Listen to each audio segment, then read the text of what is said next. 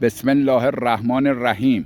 این جانب فرهاد قمصری، کلکسیوندار شهاب سنگ‌ها و سنگ‌های قیمتی جواهر نشان هستم که این جایی رو پیدا کردم معدن طلا بوده و تونستم کلی شهاب سنگ و سنگ‌های قیمتی پیدا کنم طی 7-8 سالی که کار کردم و به خاطر اینکه تجربه‌ام انقدر زیاد شده که بدون آزمایش میتونم شهاب سنگو بشناسم، برداشتن ریز تراشه میکروچیپ شبونه اومدن بیهوشمون کردن و به بدن من زدن. اینجا جاییه که همه ما میریم میگیریم میخوابیم، بهشترای تهرانه و من دوستان اصفهان هستم. اومدم اینجا دنبال کارهایی که باید بکنم. اومدم رفتم پیش آقای جناب سرهنگ راستی نامه گذاشتم، ولی میدونم که نفوذیاشون نمیذارم به دستشون برسه. یا پلیس فتایی که رفتم اونجا بهش گفتم از طریق دادگاه نامه بردم و به من گفته گوشی هک نیست، در صورتی که من مدارکی درست کردم که بهش میگم گوشی هکه. پس دست داره. این از پلیس فتا، حفاظت اطلاعاتی که زنگ میزنی و قطع میکنه.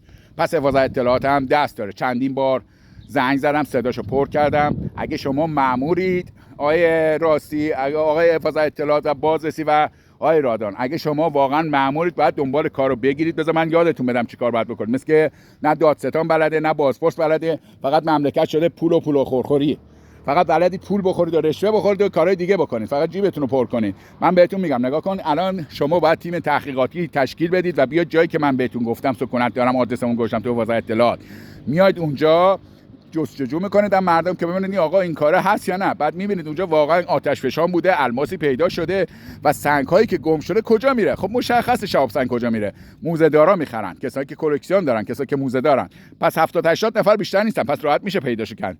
اگه بخوای پیدا کنی، اگه دنبال کار بخوای بگیری، پس پیدا میشه. پس آقای حفاظت اطلاعاتی که ورداشتی، ببین جات آخر عاقبت اینجاست. من ولکن ماجرا نیستم. آقای پلیس فتایی که میگی دست داری، آقای بازپرس شعبه 7 دست داری، آقای دادستانی که میگی فیلم نقیر دیدی، ببین تمام خسارت منو باید تقبل کنید و بدید. من کاری ندارم که دادستانی کت شلوار پوشیده یا نیروی انتظامی لباس سبز پوشیده. برای من همه مردم یکیان، برای من هیچ فرقی نمیکنه. نگاه کن همه میاد اینجا، چه دادستان چه دکتر چه قاضی، هر کی باشه میاد زیر این خروارا خاک. پس برای من فرق نمیکنه و کوتاه نمیام. 1380 قطعه شهاب سنگ من ورداشته شده، با مدرک دارم میگم. وظیفت داری، حقوق دولت بهت میده، باید دنبال این کارو بگردی و متهمین رو پیدا کنی. همشون هم میشناسم.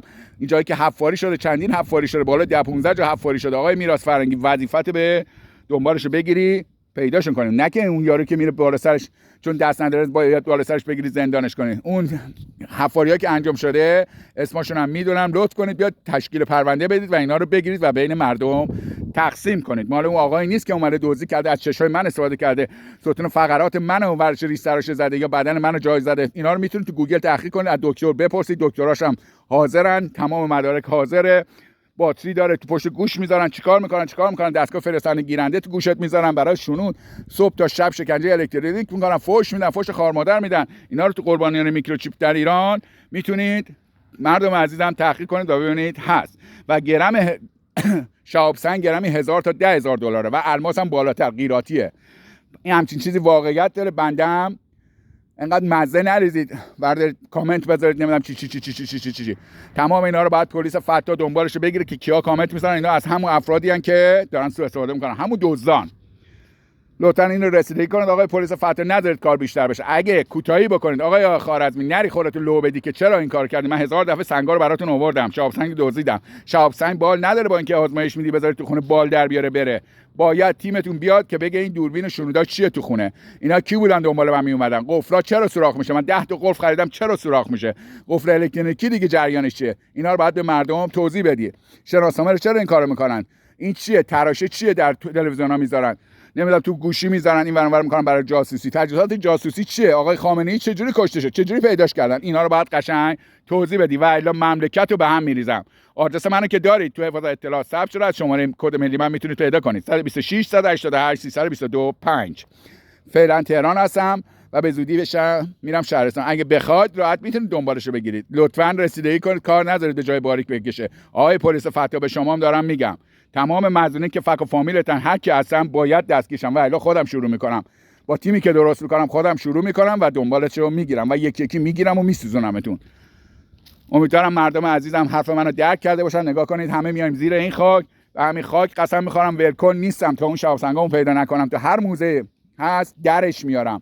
آقایون موزه دار، آقای آزمایشگاه، لطفاً رسیدگی کنید تا این سنگ‌ها پیدا شه. من مال مفت نمیدم به کسی بخوره. افتاد؟